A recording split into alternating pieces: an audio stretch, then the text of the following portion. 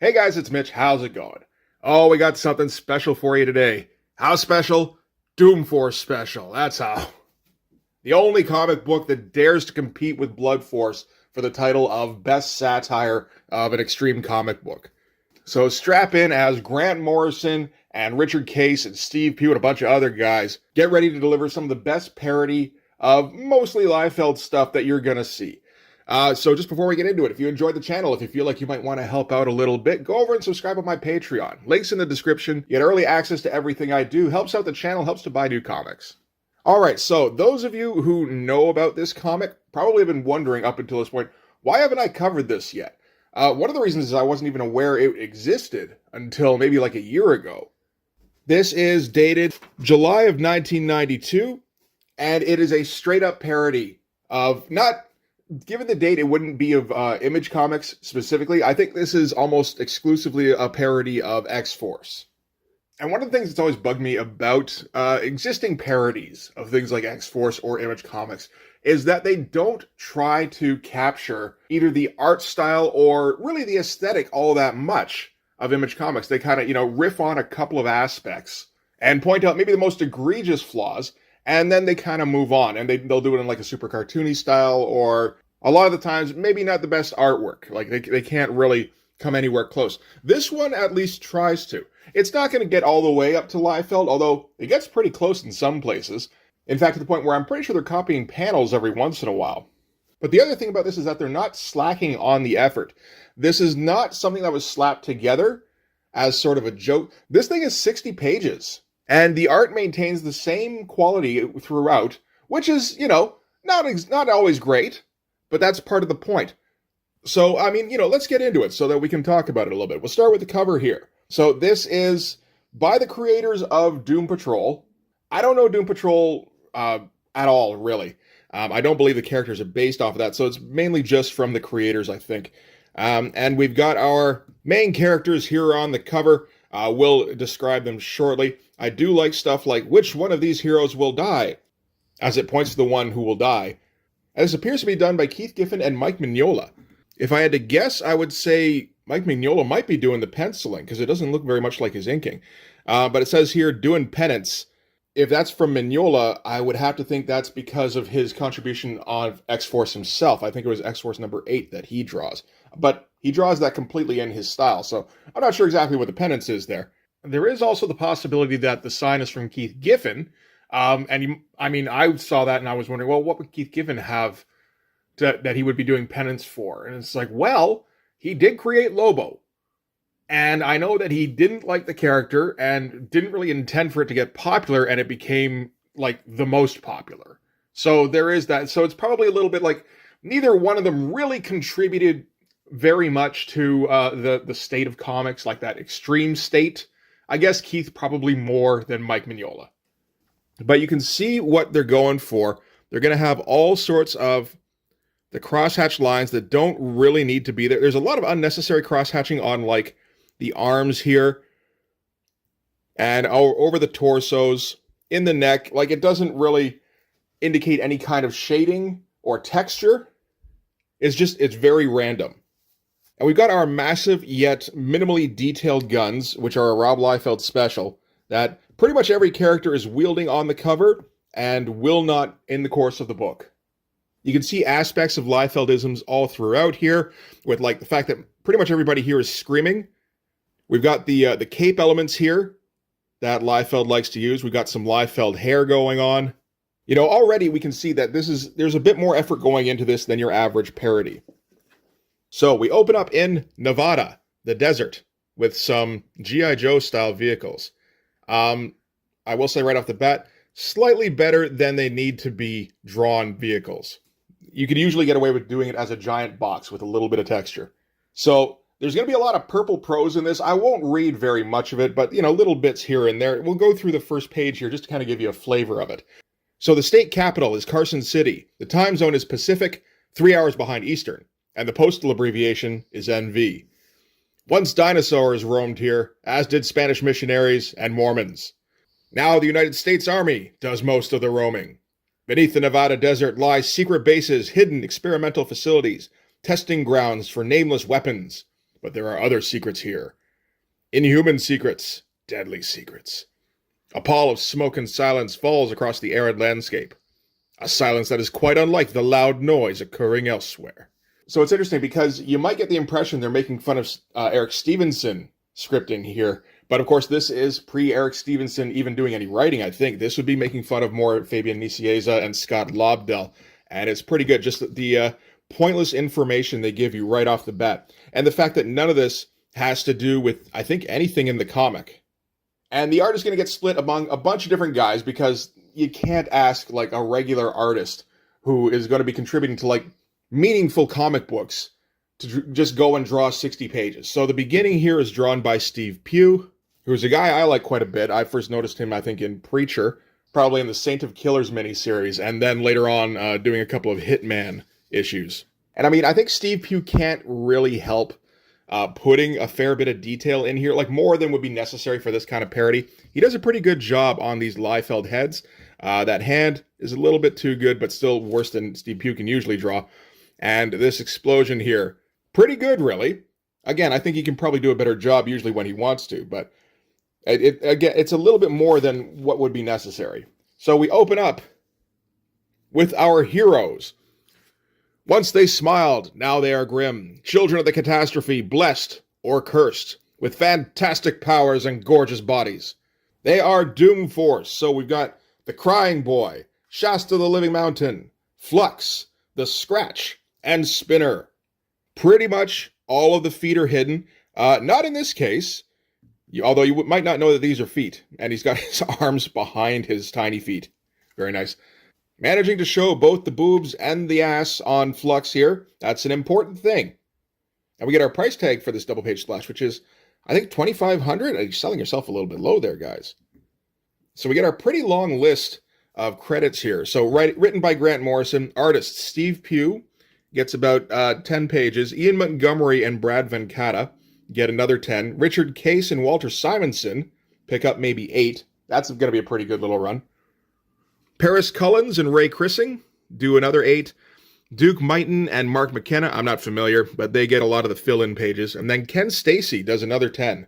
Lettered by John Workman and Ken Stacy. So pretty good combo there. Colorist Daniel Wood, I'm not familiar. Editor Tom Payer. I feel like everybody should get the proper credit on this one because there's a whole lot of work going into this, and it is a lot of fun to go through.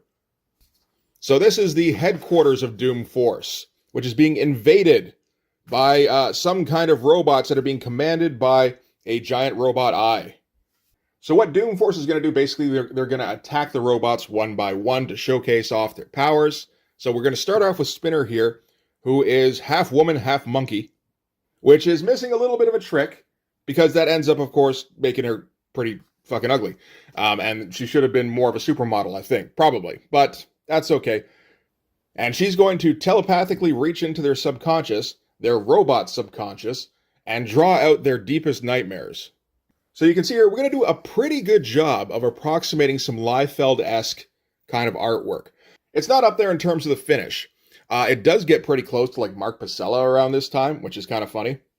And we got a big old splash of Spinner going into action as she conjures up, I guess these are the nightmares, a skull and a red hood.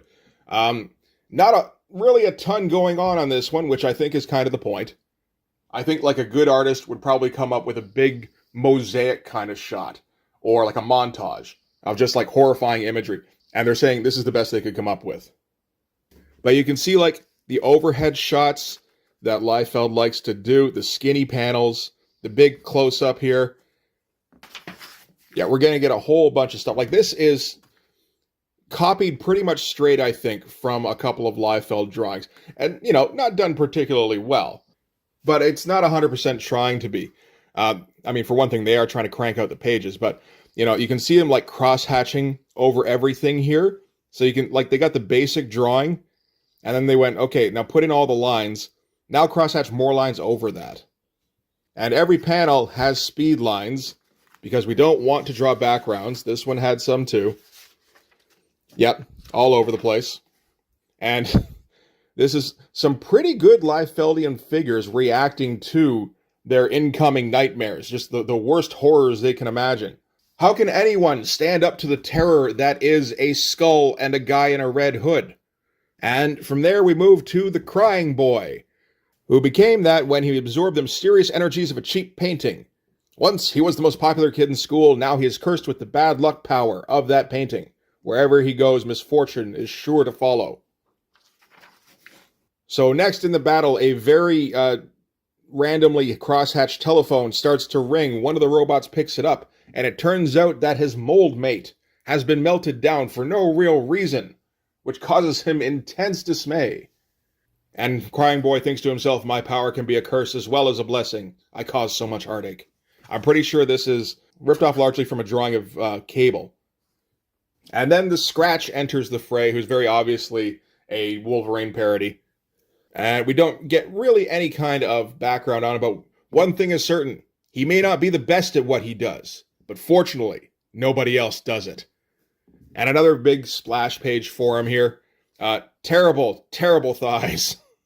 I don't really like this element here that he's got going on with the giant. I guess this is product placement. I don't think that ever happened in a Liefeld comic. Maybe they're just hypothesizing that will happen shortly. But they're getting some pretty similar lines on some of the muscles here, like in the forearm. Of course, the face. The face they seem to have pretty much down with like the screaming mouth. And I will say that this is Ian Montgomery. He does better Liefeld hair than I can, easily. I will also say I like his Liefeld poses. Like, this is a really good one here.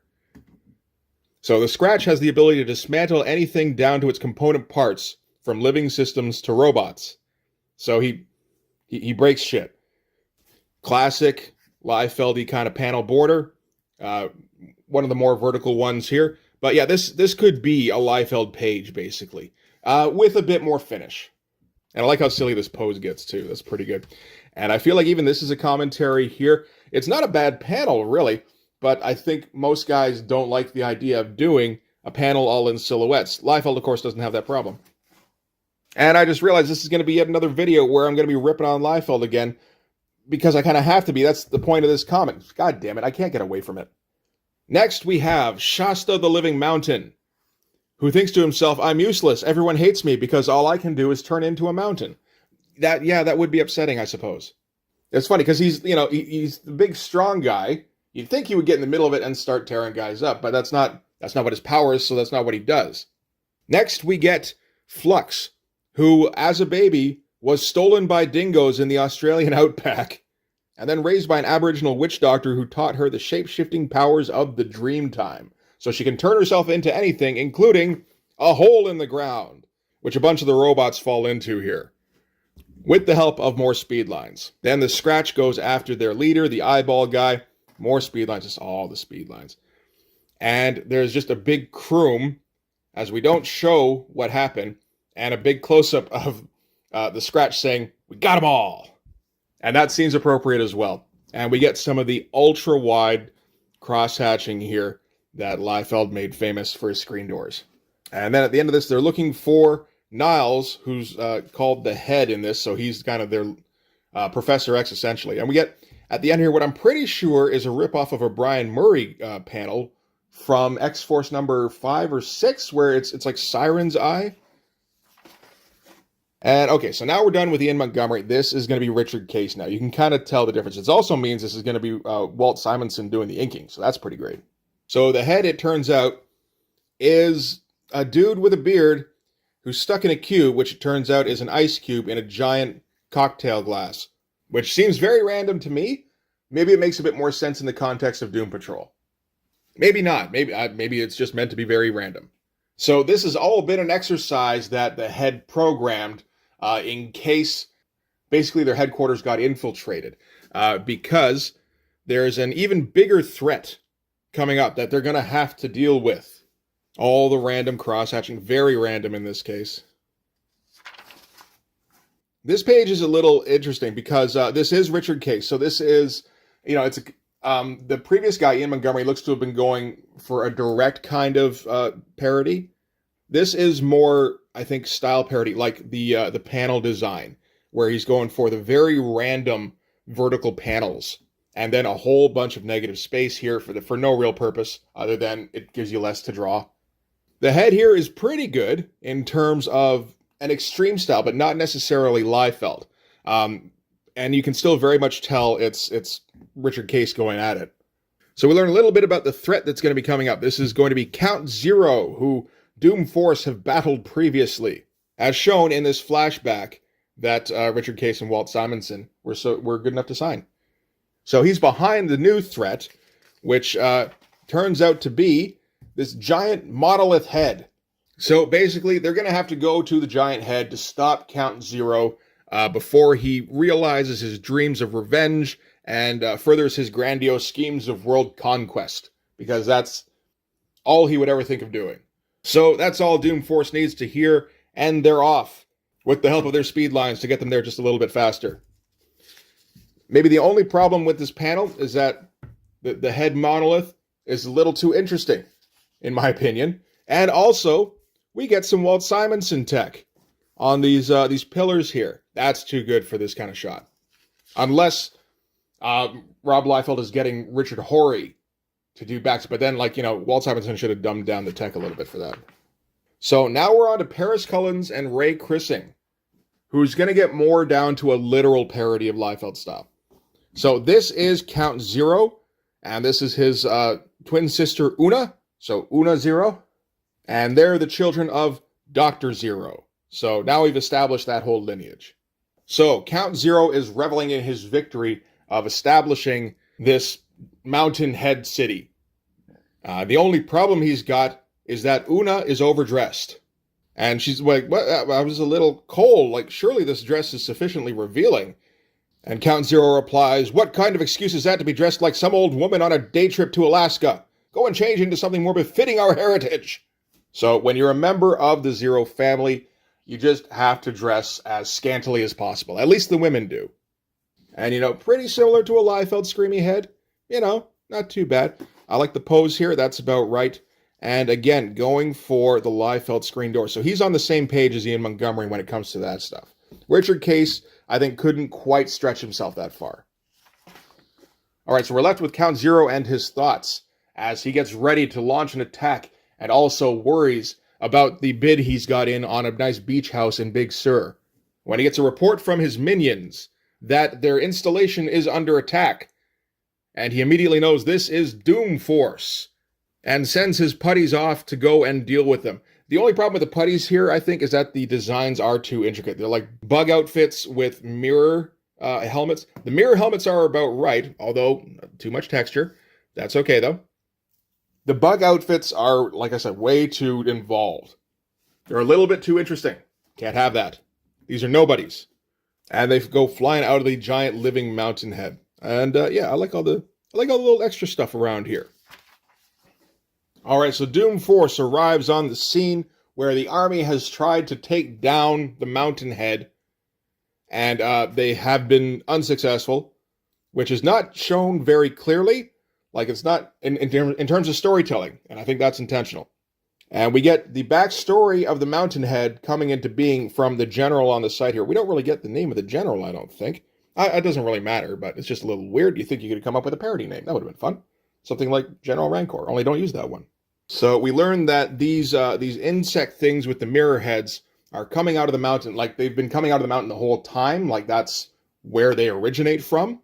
And he's like, okay, but at least, they're done for now. And they point out, oh, wait, no, something else has come out. It's them again. So Doom Force has to spring into action.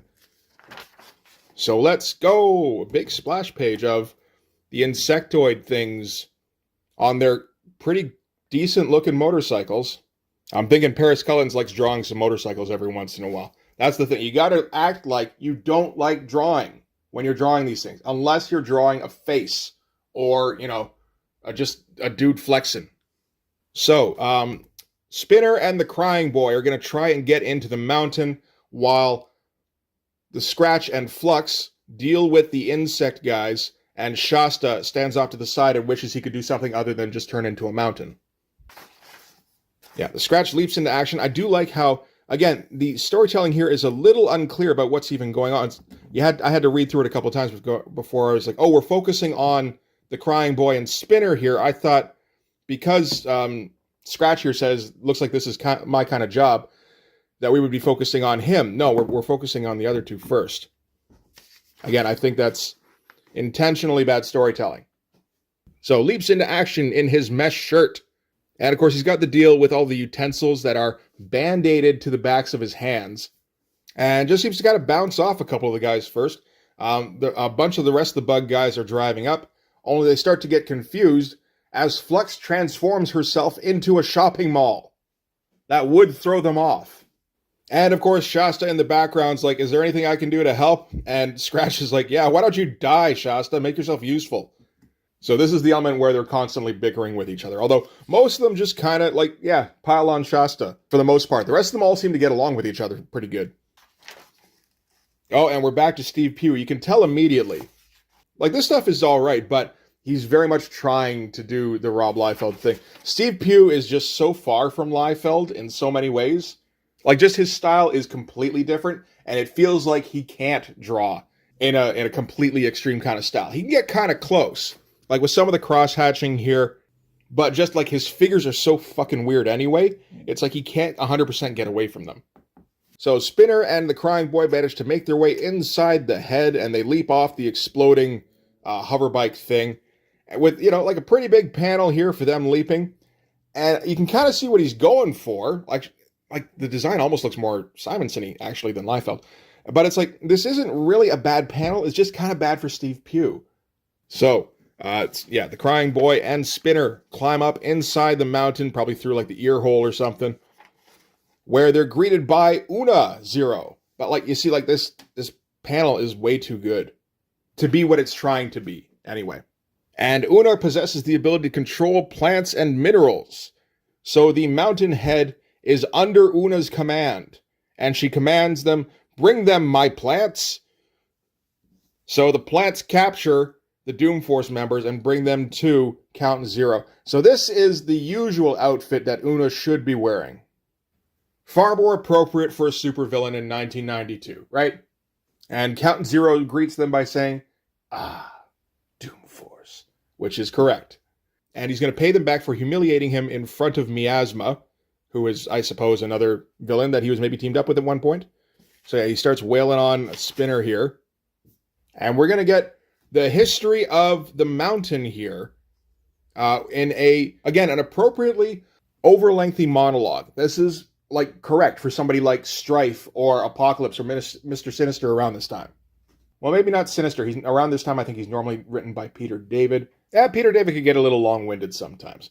But basically what it breaks down to is that the Living Mountain, it wasn't something Count Zero created. It kind of came to be on its own. This is sort of a natural defense mechanism by the Earth. Because they're taking the concept of, like, antibodies and, you know, like white blood cells, that sort of thing that would normally be in a living creature, and applying it on a planetary scale. So these mountains and the bugs inside the mountains and everything are sort of a defense mechanism that are being thrown up by the Earth in response to humans who are polluting and drilling for oil, just doing damaging shit to the Earth, right? And if you don't remember, you might be like, oh man, that's kind of a weirdly appropriate thing for something like the Earth to do in a comic book. It's like, well, no, this was the focus in like the late 80s, early 90s, was like, let's save the environment.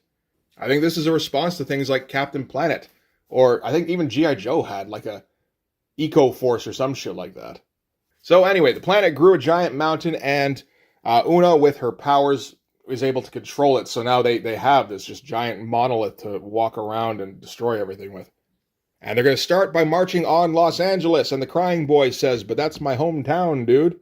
And I'm just realizing that the Crying Boy is a redhead with Liefeld hair, and he comes from LA, and I'm wondering, like, I wonder if this is meant to be Liefeld. Maybe a little bit. So back outside, the Scratch is standing on a giant pile of rubble, so I guess he was successful. But at that point, the mountain starts to rise up from the ground. In a pretty cool looking shot here of it coming up. Like, maybe not as detailed as Steve Pugh can do, but it's pretty good. And, let's see, rises higher and higher towards the clouds, revealing the true extent of its might, which I believe is a shot of, like, look at how this thing has no junk. I was wondering at first, like, I wonder if originally this was supposed to have like a giant rock schlong.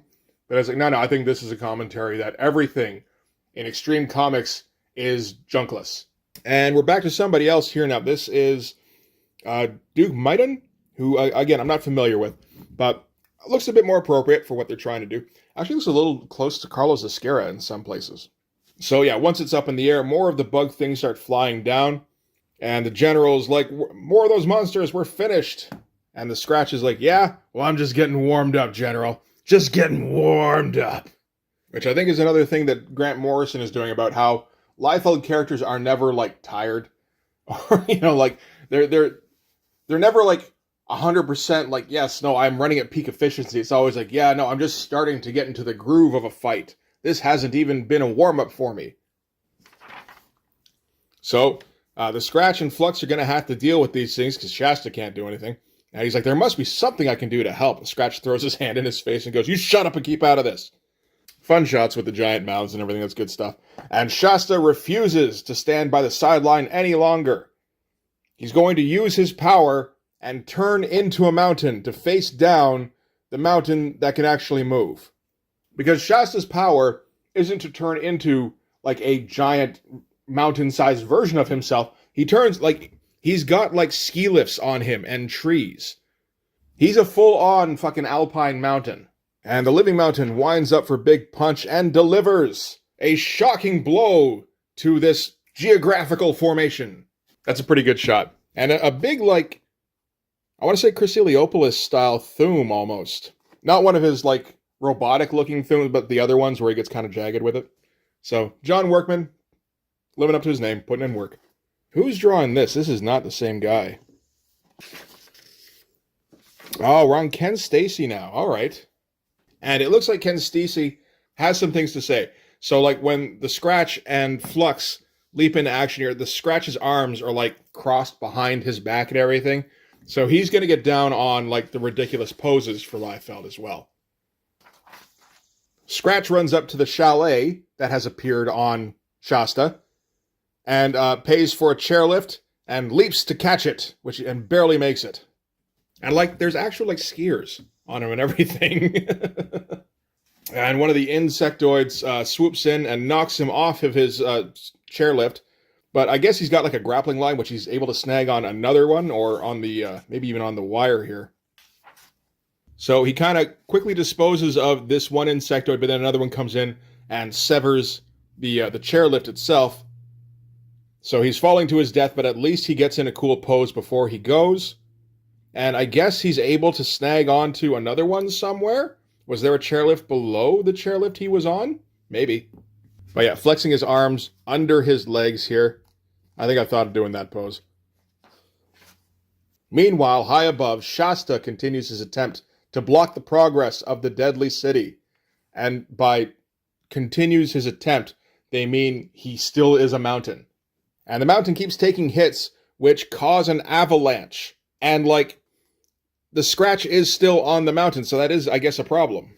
And he gets swept away by the tide of snow, but he's kind of down, I think, because this is extreme. And he gets swept down to a ridge here that has a boulder on it. Unfortunately, it sucks when that happens. Fun shot here, pretty Liefeldy. Actually, pretty close to the shot we had earlier in the comic, I think, at the beginning. Oh, the crying boy. Yeah. Yeah, that mouth is very similar. Which is appropriate in itself, because Liefeld is formulaic. So he does slam straight into the rock, but Flux manages to catch him by a pinky, and she's grown some wings. Man, her suit is gross. And they fly off just as he's getting ready for some real action. So yeah, I think that is on purpose. So at this point, Count Zero thinks that he's heard enough from Spinner and the crying boy, and now it's time to end them, as he has his giant gun here. And Spinner starts to just talk too much, being like, that's always been your way, hasn't it, Zero? But how long can it go on? How much death and destruction must there be before you realize no one will ever like you? Battle not with monsters, lest ye become a monster. But the crying boy realizes that Spinner is giving him this opportunity to use his misfortune powers. And at that point, a messenger shows up with a telegram for Count Zero. And it turns out that he lost the bid on the awesome beach house, which takes him completely out of the action. And Spinner takes this opportunity to ask Una how come she has to wear a ridiculously revealing costume while Count Zero gets to be fully dressed. Count Zero replies for her, saying, you enjoy wearing those clothes. Every strong woman must feel free to express her femininity by wearing exotic lingerie. And Una still complains about being cold, at which point Count Zero reveals that he's also wearing a similarly revealing outfit underneath his suit there. So this is the full heritage of the Zero family. And at that point, Flux and the Scratch bust in, so the Zeros no longer have the upper hand. They free the Crying Boy and Spinner. And the Zeros are going to run to their plane because they can still destroy Los Angeles with their nuclear warheads. And Universal Soldier's just coming out now, eh? Did they mention that? Because this is I thought this was a canon film. I mean, I know like Bloodsport is. And I think Kickboxer. I thought this one was too. Oh, maybe not. So they get away out of the mountain's ear on their plane. And the mountain has to do a quick, squeegee out. And, of course, I did just now myself because of that. And they're about to get away. So Shasta is the only thing staying in their way. And he's got to grow a little bit higher in order to block them. And he is able to do so, and the plane explodes. That's a pretty good-looking Liefeld panel, actually, for the most part. The hand isn't quite right. It's a little bit too well rendered, and at the same time, it's not a fist or anything. So, it's not right. And so now we're at the end of it here, where Shasta is dead. All that's left of him is this little rock here. It looks like only the first guy really was able to do a decent job of the Crying Boy. Or, well, I guess, no, Steve Pugh did a decent job too. But, yeah, no, here he's just like a little boy. Whereas before, it's more like he was like a teenager, like how they're supposed to be. So anyway, now the Organic City has agreed to stop its rampage in return for high-level discussions with Earth's leadership about pollution and deforestation. So at least this all had some kind of benefit. And I do not remember there being next-generation trading cards. Doesn't surprise me. There was a ton of trading cards flying around around this time. So they're all sad about Shasta, and then the Scratch, of course, says, big deal, kid was a creep anyway, I'm glad he's dead. And then everyone's like, you know something, dude? You're right. And they're like, well, if that's how we all feel, let's go and get something to eat. And they all skip away with the spirit of Shasta smiling them on as they hate him in his death. So that's it for that issue. And then we get a missive from Tom Payer, the editor, where he talks about the origin of Doom Force and how it came to be. Not actually. He's going to just basically tell a long yarn about how he met up with Grant Morrison. And Grant Morrison was getting tired with all the things that he'd already accomplished in comics and felt like he was getting kind of stagnant. And he needed to branch in a new direction. So the new direction turned out to be Grant breathlessly painted a vivid word picture of a colorful band of super outcasts who bravely battle the world's most powerful menaces on behalf of the very same human race that rejected them. Ironically, these youthful warriors have much more in common with their enemies than with those they fight to protect.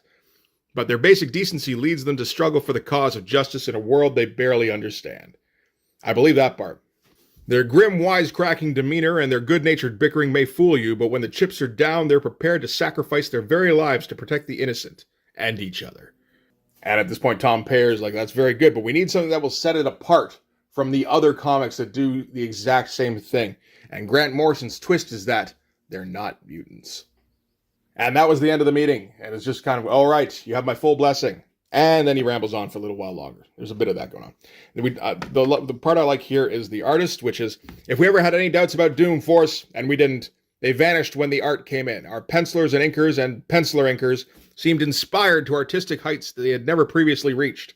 If you doubt that, go back and look again at the sheer number of lines they put into each panel and onto every figure, and sit there and tell me they didn't work harder than they ever have in their lives, which is a Liefeld thing in itself. Is this Dan Vazzo's best coloring job ever? Count the colors in each panel and see. Has John Workman ever lettered a panel with as many balloons as the one on the bottom of page 32? Not that I know of, and I know an awful lot about comics. That's the panel where he's given the backstory of the Living Mountain there. That one. Will any of these artists ever put this much sweat into their work again? That's the real question, all right.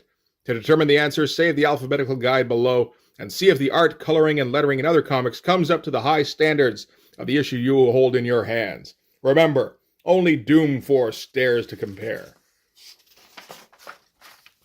And then at the end here, we get the direction that Grant Morrison was going to go in Doom Force, or I suppose at this point is going to go in the coming months as he comes up with all of these incredibly imaginative and diverse superheroes that are all completely different from each other and from anything else that has ever existed. And I'm pretty sure a bunch of these are taken now. I mean, a lot of them are just like dumb. So, you got Air Gun, All Night, Basement, Blender, Bludgeon, that's definitely one. Boilermaker, Brain Pan, Buck, Burn Through, Campfire, Chainlink, Condiment, Crosshatch, that'd be a good one. Diaphragm, 8-track, Figurine, Flatline. I'm pretty sure Flatline was taken. There's a few in here that are like Transformers. There's also a few in here that I'm pretty sure are Eric Larson villains. But you get the point. You get the feeling like he just kind of opened to random spots in the dictionary. But yeah, that is going to do it for Doom Force Special. So yeah, that's quite a bit of fun. And if there wasn't more to my comic than just a parody, it's the kind of thing that would render mine kind of moot, I think. It is the fact that it is its own story, and I like these characters, and it has a bit of its own niche. That it's like, okay, I can get past this, but like, this is tough to beat for just straight satire of like 1990, 91, 92 comics. I think if I have a complaint, it's largely about the art, not so much, like a little bit, in that it doesn't always try too hard to get to that kind of image standard. Maybe the names. Like, I mean, if you've kept up with the Blood Force stuff, you see the kind of names that I like, where, where it's very much borderline between what could be an image style name and what's just a little bit too ridiculous. So, like Hogstab, like Cyberzerk, Fireburn, Gun Show, those kind of guys. I feel like you could have gotten a little closer to that, but I think that actually maybe just comes down to personal preference in this case. I did have a character that I'm probably not going to use called Birdstrike. That would have fit in nicely. So anyway, for Doom Force, yeah, there wasn't another one of these, obviously. Once you put this out, there really isn't any point in trying to do it again. You'd basically just be copying your first effort. But I think this one gets pretty comprehensive and gives a lot of guys a crack at just, making fun of a dude who I think they all think doesn't belong in professional comics. Like, I think by the time this gets out, I'll have put out the podcast thing between me and my brother, and we talk about this a little bit, where around this time there was the interview with Hart D. Fisher, and he's mostly referring to the backlash from other creators, which I think surprised Eric that it wasn't more from the fans. But I mean, I think we can kind of see here that, yeah, most of the creators that weren't directly benefiting from the Liefeld kind of effect, so like if you were, inking him or you had a similar style, I think most of them were fucking sick of him at this point already. And, well, he's not going away anytime soon. I mean, he's still going now. Well, at the very least, I don't think Mike Mignola cares anymore. So that's something. But anyway, that is going to do it for Doom Force Special number 1. Let me know what you thought of that one. And thanks very much for watching. If you like this video, please hit like, hit subscribe, hit the notifications so you know when the next one's coming out. Go over and subscribe on my Patreon. Gives you early access to everything I do, from the Blood Force stuff to the YouTube videos before they get uploaded to YouTube, as well as some Patreon exclusive content. You can also follow me on Instagram and DM me there for commissions, and you can join the Blood Force Discord server. But yeah, that's going to do it. Thanks again for watching, guys. I'll see you in the next one. Bye-bye.